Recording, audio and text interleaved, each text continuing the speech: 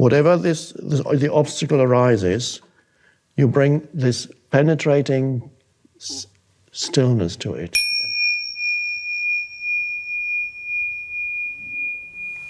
You can also look into manifesting, but then the question is, what is it that wants to manifest through this form? It's no longer, this is what I want, the surface I. What is it that wants to manifest through this form? Very different.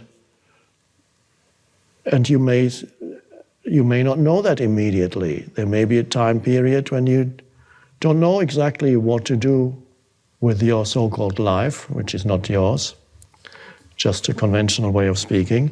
There may be, for a while, you don't know what to do with your life, and so you just there, being as still as possible, do your whatever activity you're already doing, but bring stillness into it, presence into it.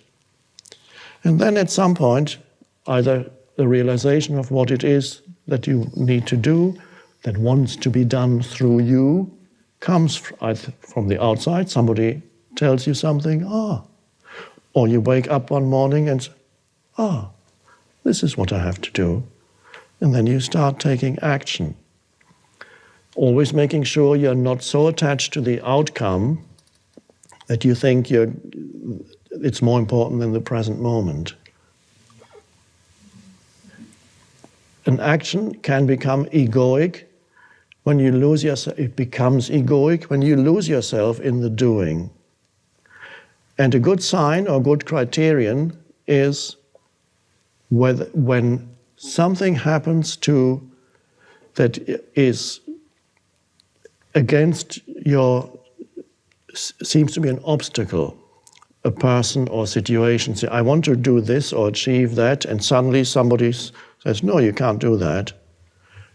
No, they won't allow you to do that. No, or a situation becomes a challenge, it's difficult, it's blocked, you want to go. Somebody says, no, you're not qualified to do that, you shouldn't do that, it's not allowed, whatever. You need this and that, which you don't have to achieve. Obstacles come all the time. If you get upset, that means the ego is back in the doing.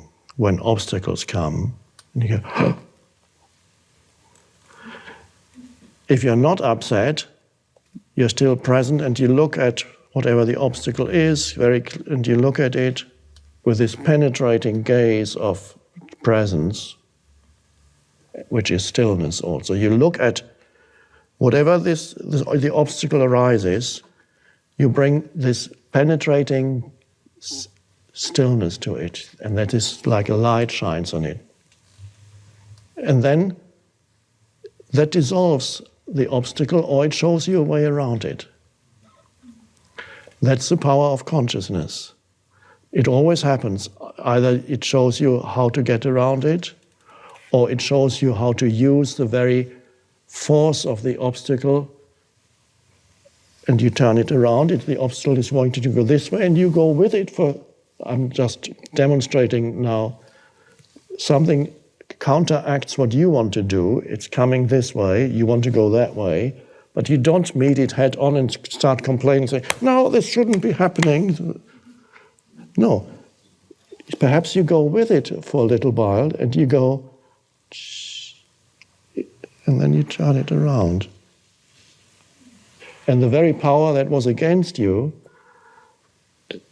then works for you, and you achieve your goal through that. It happens, and this is the wisdom that comes with non-resistance. So whenever you go into this conscious doing, resistance always pulls you back into unconscious doing. It can easily happen because it's an old habit pattern, unconscious doing. Inner resistance to whatever arises in the present moment pulls you back. Inner resistance is some form of negativity, some form of complaining, some form of fear, aggression, anger. And this is important because whenever you complain about what somebody else does, that you're already beginning to fall into that trap of unconsciousness. No, and of course, you meet lots of people who are still trapped in ego, and they may not like what you do. But just no judgment. Just look at what the situation. They say this, they want that, you want that, and they don't say, "Oh, they're dreadful. I know what he wants. He wants to deceive me, and he always does that. He wants to go." Just clear. This is the situation. This is what he says he wants. This is where I want to go, and see. Okay. Never any judgment of a person or situation. Just clear seeing, clear facing. This is the power. It's like a light beam of consciousness. It falls onto, illuminates that situation, that moment, that person. That's the power of consciousness. No resistance. Jesus already talked about the power of non-resistance. And that the moment resistance comes, you're drawn back into identification with form. Protection, resistance, fighting. Are you going to succeed all the time in this? No, it's a shift from a way of doing that has been with us for thousands of years and a new way of doing that is only arising now.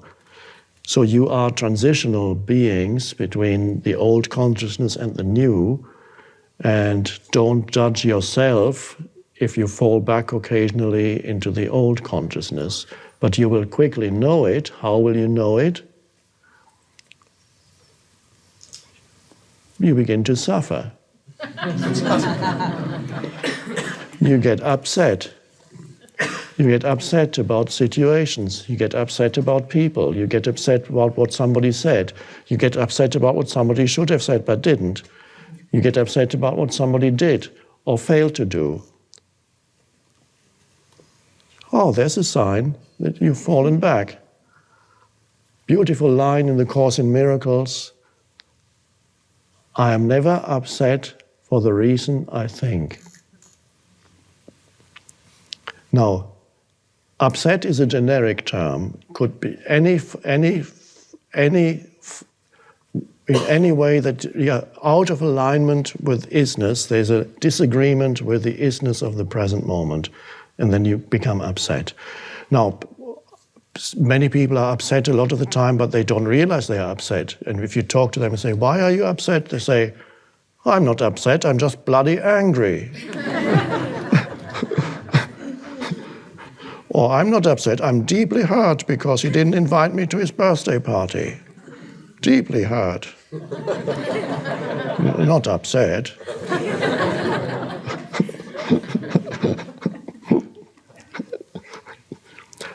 I'm never upset for the reason I think. Now, the deeper meaning of this, of course, is you are upset because you have lost awareness of being, your essence, identity. And the reason you think is superficial. When you lose connectedness with being, you just wait a few minutes and something or somebody will upset you.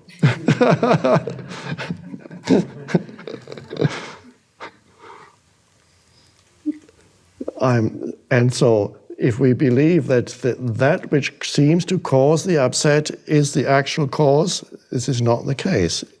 These are interchangeable, could be anything. And it will.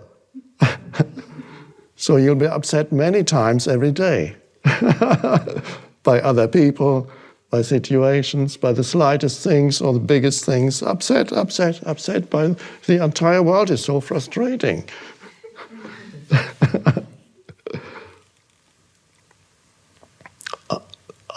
So that's a little sign then. If you're upset, You want to go somewhere, but people are not cooperative. Situations are not cooperative.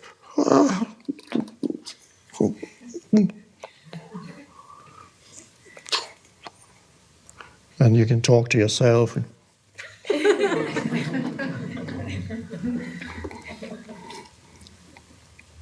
So that's a good sign then. You can use, also shows you to what extent the ego is active in you, because what's upset is not you, it's the ego in you. The ego is the erroneous identification with form, a false sense of I, which wanted something to make itself feel more at ease or bigger or more important or whatever, and is frustrated in its aims. Well, that's a good, then it's like a little,